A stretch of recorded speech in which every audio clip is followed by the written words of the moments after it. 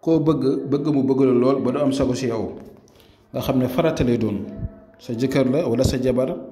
wala ki ngay bëgganteel wala koo xam ne bëgg nga mu jublu la am si yow mbëggeel am si yow cofeel am si yow respect jafe-jafe boobu nag nit ñu koy dund bari na trop si wàllu sëy si wàllu diggante yi tey nag comme ni ma leen ko digge woon depuis démb ne leen lu tolloog diiru semaine incha allah dama leen di jox secret wala sax lu tolloog 4 ba 5 jours tey nag mooy ñaareelu secret bi ma leen di jox ci semaine bi nga xam ne dana la mën a dimbale yi ma joxe woon yi passé surtout bi ma joxe démb bi ngeen ko boolee bi ma joxe tey ak yi may joxewaat incha allah rabbi yàlla mën na la dimbale ci sa diggante boobu nga nekk nit ki bu la wanee ginnaaw dana dellu si bu la jubluwul dana la jublu bu la joxul bopp dana la jox bopp te li nga bëgg ci moom da nga ko mën a am ci mbëggeel ci jubluwaay ak ci teraanga ak tawféex kon maa lay déggal nga def ko tam ci farata da nga partagé ko pour mën a dimbale ñeneen ñi nga xam ne ñu ngi ko bëgg a am te mu xaw leen jafe pour ginnaaw loolu ñi nga xam ne ñaareel ñu ngi bëgg a def istixaara di seetlu seen mbiru bopp wala lu jëm ci wàllu diggante mën nga ñu yónnee message ci numéro boobu noonu 76 605 63 19 am na whatsapp incha allah secret bi nag jafewut yomb na yàgg naa koo liggéeyal ay nit yàgg naa koo liggéey te xam naa doole ju ci nekk moo tax nag ma am xol bu yaatu ñëw di ko séddoo yéen itam def leen ko ci farata rek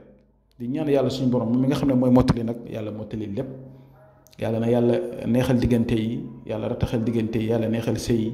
ñi nga xam ne ñu ngi bëgg a sëy ci farata yéen yàlla boole leen ñi nga xam ne ñu ngi réeroo yéen yàlla jubale leen ci kàttanu yàlla incha allah kon secret bi li ngay bind mooy loo nekk sa écran da ngay bind bismillahi rahmaani rahim allahumma salli ala sayyidina muhammad wa ala alihi wa sahbihi wa sallama tasliman nga bind waduudu baatu waduudu da nga koy bind 20 fois waaye da ngay yaatal ñaari waaw yi saa boo koy bind da ngay yaatal ñaari waaw yi nekk ci waduudu nga bind ki nga bëgg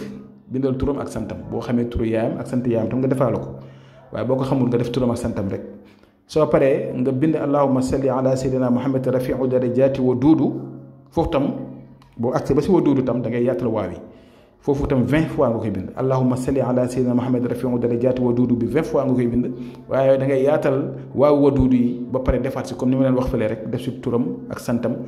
bu ngeen xamee turu yaam ak sant yaam ngeen defaale ko bu ngeen ko xamul tam ngeen bàyyi ko noonu soo paree si loolu nga tëj waaw yëpp nga bind xaatim bii nga gis nga bind ko soo paree nga wërale ko allahumma salli ala sayyidina muhammad rafiu darajati waduudu soo paree nga tëj ko ak allahumma salli ala sayyidina muhammad wa sallim soo paree saafara nga koy def ut parfum waduudu bi ngeen gis ni seen écran ngeen boolee ko dégg nga dikkoo raayoo wala nga def ko benn genre parfum di ko parfum yi toujours nag di ñaan si diggante ak moom lii am na doole boo xam ne am na njëriñ goo xamante ne nii yàgg naa ko liggéeyal ay nit te xam naa njëriñ gi si nekk xam naa doole ju si nekk xam naa itam lu muy def te bu jàppee du baax kon fexe leen ngeen def ko si farata rek ndax du ku nekk lañ mën a ñaanal am na ñoo xam ne ñu ngi jot si ñun ñu leen di ñaanal alhamdulilah